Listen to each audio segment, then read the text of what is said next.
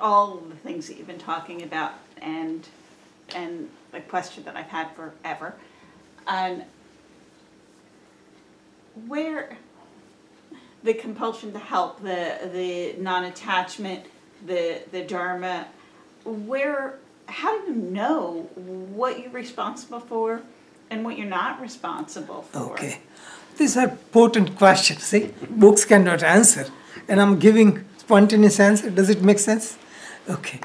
Sharon, just introduce yourself. Oh, I'm Sharon, and well, I know most of you. I met Shanti in 2000, I think. Yes. Yeah, and I haven't been around much. But I'm happy to be here, and I always am. Whenever I'm here, I'm happy to be here. Yes. And that's Yes. Sharon has helped me. Like, I wrote first 4 books. Then all the later books, 8 books, Sharon helped me with editing, printing, and cover, and everything. And that is selfless service. So even I'm doing something selflessly for humanity, she tried to help without, and that helping itself liberates them, you know. Mm-hmm. Like, so when somebody is helping me in that area, you learn so much in doing that. So right now, like so many people trying to help. Like David is trying to set up a program at Jewish Community Center. I taught there in 1970 at Jewish Community Center. They had bowling alley. I taught Friday night at Cultural Arts Center of Ocean City. Saturday morning, I taught at Jewish Community Center. Nipur was only 2 years old. Now, so it would be more than 45 years ago. So that thing. So helping. Okay, the point is, how do you know what you should do? That is called dharma. You can look at the book. What does Bible say? What Gita says? What Buddha says? You don't need to look at anything. Dharma means intuition. You go within and listen to your inner voice. That is what our duty is. We have lost the capacity to have intuition because we are programmed to listen to authority. This is right, this is wrong. We could not judge right or wrong. We have to be listening to ourselves. So whatever feels right. So intuition is such, like what I feel like doing in the morning, it could be different in the afternoon. What I feel like reacting to one student, it will be different with different student. Everything is constantly changing. So intuition is spontaneous. Being, listening. And how do you know you're listening to your intuition? You feel so good. You feel so confident.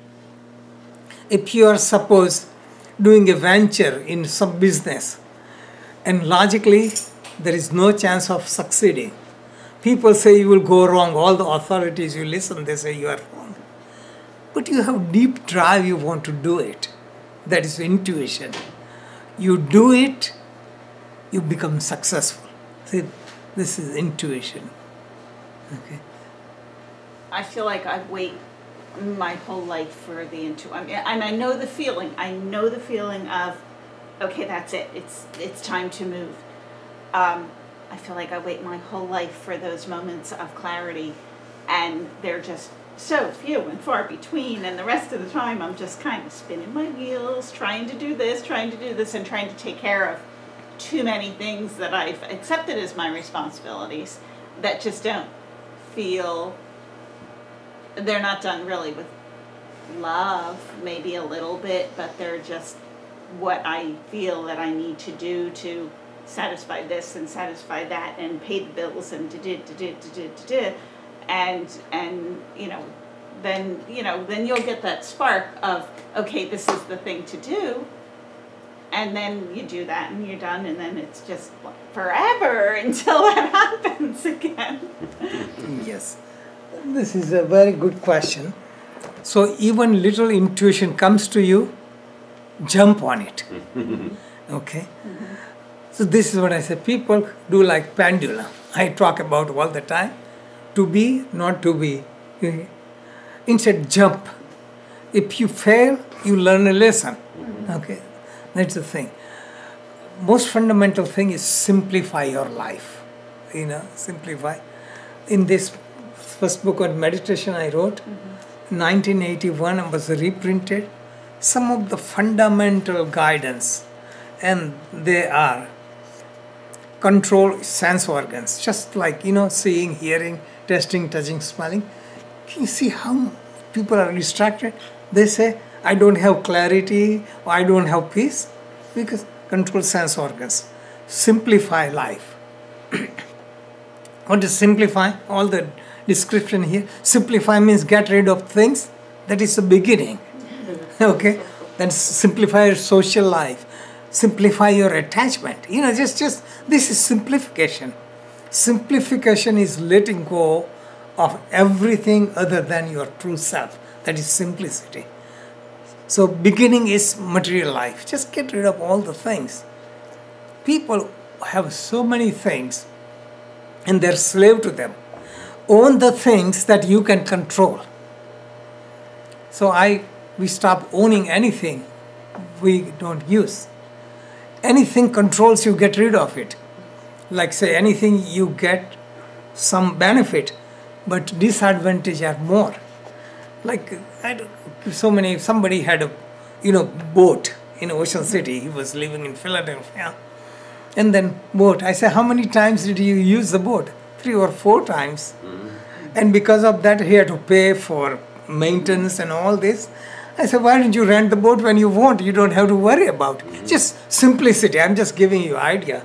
So many things could be making you say, non-attachment. That's just more and more non-attachment. Observe silence. Don't talk unnecessarily. This is what I teach, and this is in my life. I don't waste any time. I don't preach. Like people come and listen and I give short answer. That becomes more powerful, because by talking too much I dilute them. So these are the thing. But be moderate in sleeping, waking, and activities. Like if you work too hard or not work enough, sleep too much, be so strict on your diet. Just live normal life. That's what the middle path. Satsang. This is called satsang. Something inspires you. Your practice, reading, contemplation. Avoid procrastination. So don't be like pendulum, or also do it. So like somebody asking me, like, did you feel stress when you had store? We had store in yoga and that was the time. I said no, because everything was so simple. Everything was finished. At clothes, we store the clothes, everything was done. Paperwork to everything. So what is required is efficiency. Okay, that is one thing.